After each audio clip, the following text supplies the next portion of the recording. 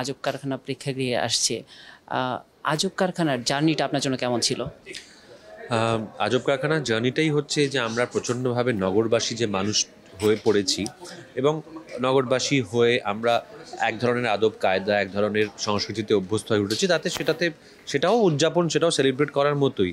তো সেটা করতে গিয়ে অনেক সময় আমরা আমাদের যে এটা ভুলে যাই যে আমাদের যে গণ্ডি আমাদের যে ছোট গণ্ডি শহরে তার বাইরেও অন্যভাবে মানুষ বাস করেন, সেখানে তারা নিজস্ব সংস্কৃতির চর্চা করেন। এগুলো আমাদের মাথা থেকে বেরিয়ে যায় কোথাও একটা। সেটা আমি একজন শহরবাসী হয়ে সেটা আমার ক্ষেত্রেও হতে পারে।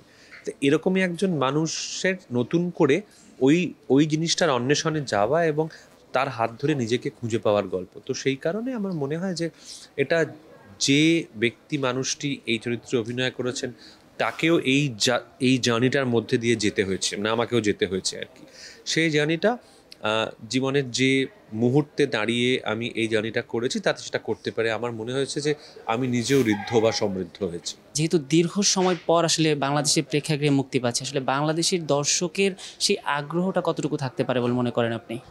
এটা বলা আমার পক্ষে একটু মুশকিল, কেননা ছবির দর্শক কোন ছবির কে দর্শক হবেন এটা বলা সত্যিই মুশকিল।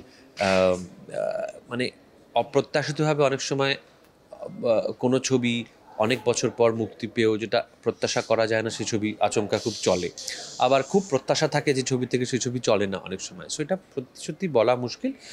আমার মনে হয় যে আজব কারখানা যদি সেই মানুষগুলোর কাছে পৌঁছয় যারা এই ছবিটি এরম একটি ছবি দেখতে পছন্দ করবেন তাহলে তাদের ভাল লাগবে বলে আমার বিশ্বাস।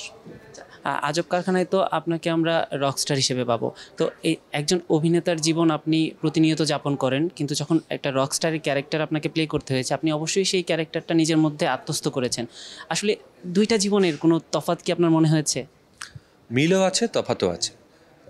মিল আছে এতটা ফ্ল্যাশ বাল্বের ঝলকানি বা এতটা সারাক্ষণ লাইমলাইটে থাকা, সেটা যেরকম একটা মধ্যে মিল আছে, আবার অমিলও আছে।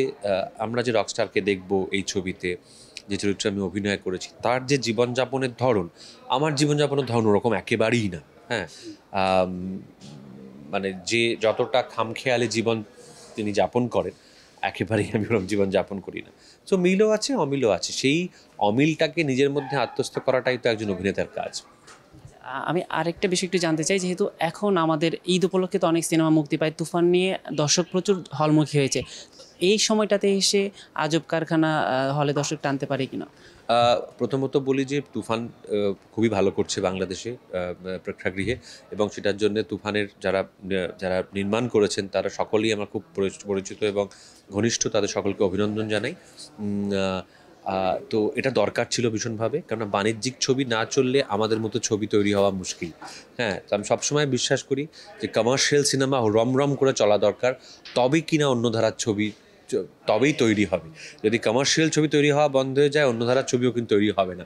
লোকে ভাবে যে এরা একে অন্যের যুযুধান দুই পক্ষ, মানে একে অন্যের বিপরীত পক্ষ। আসলে নয়, আসলে একে অন্যের পরিপূরক।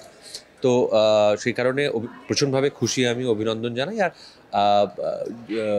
তুফান মুক্তি পেয়েছে তো কোরবানি ঈদে, আর আজব কারখানা মুক্তি পাচ্ছে 12ই জুলাই।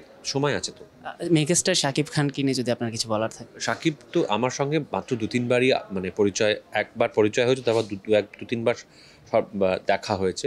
সাকিব খান নিঃসন্দেহে মানে এই দুই বাংলা মিলিয়ে বা উপমহাদেশের ওয়ান অফ দ্য মানে বিগেস্ট মেগাস্টার্স, সে ব্যাপারে কোনো সন্দেহই নেই।